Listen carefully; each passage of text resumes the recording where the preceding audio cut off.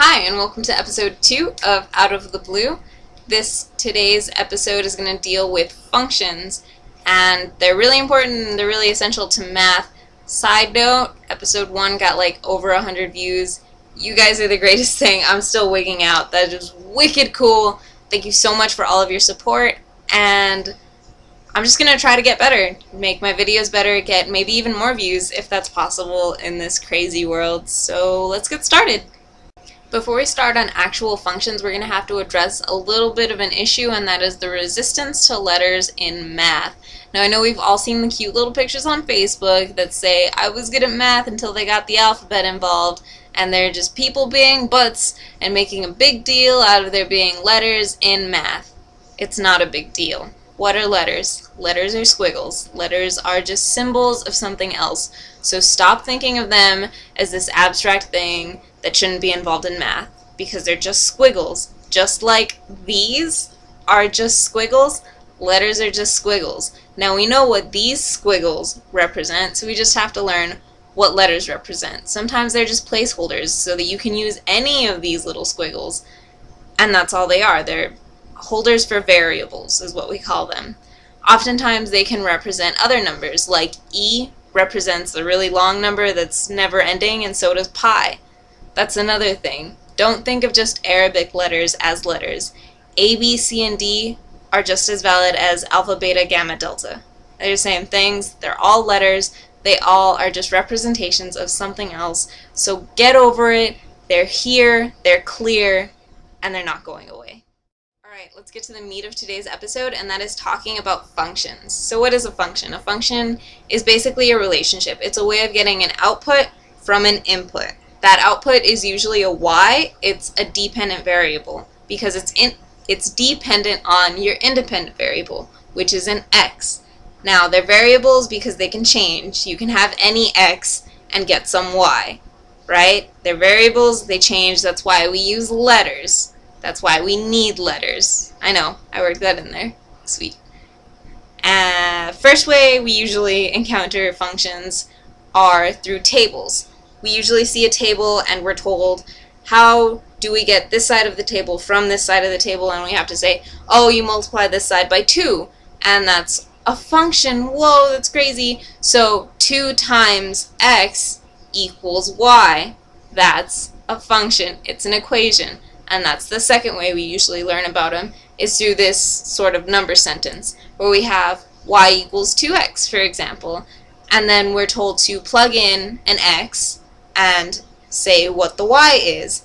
That's the same thing as the table was. You're just using one x and getting one y instead of using a table of x's and getting a table of y's. But you could make a table out of this function. The third and best way, in my opinion, of expressing a function is through a graph. When you have a graph, you have two axes.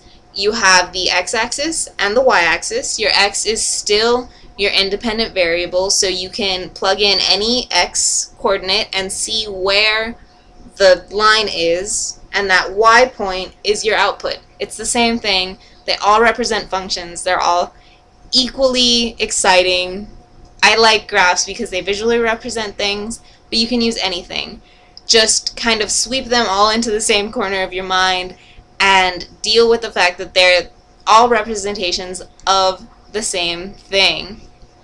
A really popular way of teaching functions, especially to little kids, is as some sort of machine. This isn't my favorite way of teaching it, and I'm going to show you why as soon as I explain the actual method of teaching. So what a lot of teachers will do with little kids is say, look, here we have a fabulous machine. It's weird and we're not quite sure how it works, but this machine is a function, and we're going to put inputs into this function. We're going to call those inputs x, and we're going to get outputs out of this function machine, and we're going to call those y. And then the little kids will give you a number, like let's say they just give you 1, and you'll throw that into the fabulous function machine, and out comes 11. Now, of course you got 11 by doing 6 times 1 plus 5, but you did it through this machine, and I don't like that. It's the same thing, I get that, but to me it causes this sort of disconnect where you're thinking of a function as an object instead of instructions, and that's what a function is. A function tells you how to get an output out of an input. Another thing is after you put in the x, you get a y. It's almost like the x changes into the y, and that's not what happens. You need the x and the y in order to graph it, in order to have more information about a point, usually.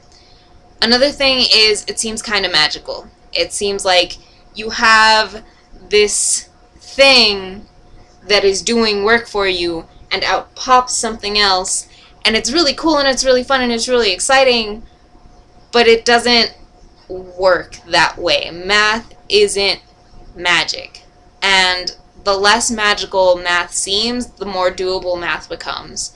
And I really believe that, and I really don't think we should teach little kids that math is this crazy concept, because if kids think that math is hard and ridiculous and just complicated as all heck, they're never going to believe that they can do it. If you think that a function is a crazy clockwork machine, you're never going to think that you can put that machine together and make it better or fix it or stuff like that. I just don't like that way of teaching. I don't like thinking of math as something that happens that we don't understand, because that's the point of math, is learning how to understand it.